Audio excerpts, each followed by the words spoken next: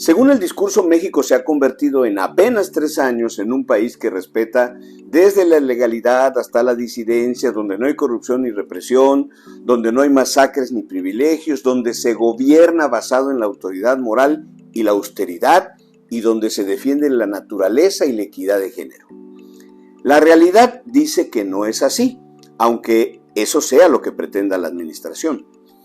López Obrador ha dicho que no todo es perfecto, que tampoco quiere imponer una suerte de pensamiento único ni un consenso nacional, pero que según sus datos el 71% de la población, el mismo porcentaje que recibe un apoyo económico directo del gobierno federal, pues quiere que siga gobernando. La realidad es que eso no puede ocultar la polarización, la insatisfacción y el temor que existe en México. El discurso no coincide con la realidad y menos con las acciones que su gobierno está tomando, por ejemplo, en vísperas de la realización de la revocación de mandato que ellos mismos plantearon, impulsaron y forzaron a realizarse. Porque si así fuera, no entendemos por qué el despliegue indiscriminado de acciones ilegales, la enorme mayoría de ellas, violatorias de la Constitución, de la ley y de las obligaciones que le imponen a quienes son funcionarios públicos, dirigentes de partido, gobernadores y presidentes municipales, ya que en franca rebeldía y valiéndoles un cacahuate romper la legalidad, están presionando, diseñando acarreos y chantajeando a quienes sean trabajadores al servicio del gobierno, benefactores de programas sociales o esperanzados en recibirlos, para que acudan a manifestarse en favor de la permanencia de López Obrador este domingo 10 de abril. La realidad dice que sus políticas, en muchos sentidos, no han funcionado o no tienen el mismo respaldo con el que iniciaron. El relato sobre el manejo y sus resultados de la pandemia, de la realidad económica, de la seguridad, del combate a la corrupción y hasta del estilo y modo de vida de sus hijos, no se ajusta a lo que presenciamos y vivimos todos y cada uno de nosotros estos días. Este año no tuvimos, por ejemplo, las mismas cifras alegres de empleo que presagiaron el año pasado, ni se recuperó la economía en el mismo porcentaje en que cayó. La caída económica de este año será peor y la recuperación del año próximo será la peor del sexenio. Se perdieron millones de empleos formales y hay 7 millones de familias sin ingresos.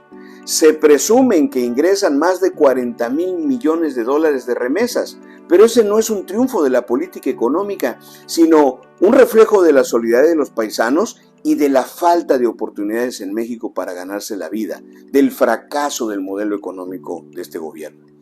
La percepción de inseguridad está muy lejos de reflejar esa caída del 30% en la mayoría de los delitos de los que habla el presidente. Y todos los días lo vemos, lo vivimos y sentimos. Los resultados no son los que se presumen. Se dice que primero están los pobres y está bien, pero lo que mueve a las sociedades son las clases medias.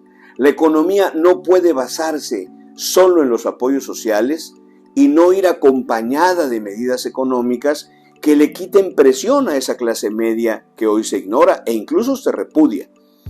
Tampoco el gobierno funciona adecuadamente porque mucho, demasiado, está centralizado en el propio presidente y un puñado de colaboradores. Cuando se hace un recorrido por las obras que se realizan y se entera uno que son ejecutadas todas por las Fuerzas Armadas, pues no queda más que ratificar el caudal de responsabilidades que se concentra en ellas, pero también que no hay quien las asuma con eficiencia y responsabilidad en el gobierno. ¿Cómo entender entonces esta realidad de un presidente popular con políticas que no tienen los resultados que se presumen? ¿O cómo entender a un presidente que ante las evidencias que se le presentan por diversos medios, las niega, sostiene lo contrario y se atreve a considerar a los que estamos viendo lo evidente que somos traidores a la patria, malos mexicanos, conservadores o incluso tontos? Pero quizá habría que leer lo que está pasando, más bien como una ambición personal de poder cuyos efectos se pretenden más que longevos y reversibles. Más que medirse en años o sexenios, Andrés Manuel busca garantizar la imposibilidad de que un presidente ajeno a Morena dé marcha atrás a políticas que esta administración quiere imponer como nuevos cimientos nacionales. Los hechos hablan más que las palabras y el discurso del presidente y su gobierno choca con la necia realidad.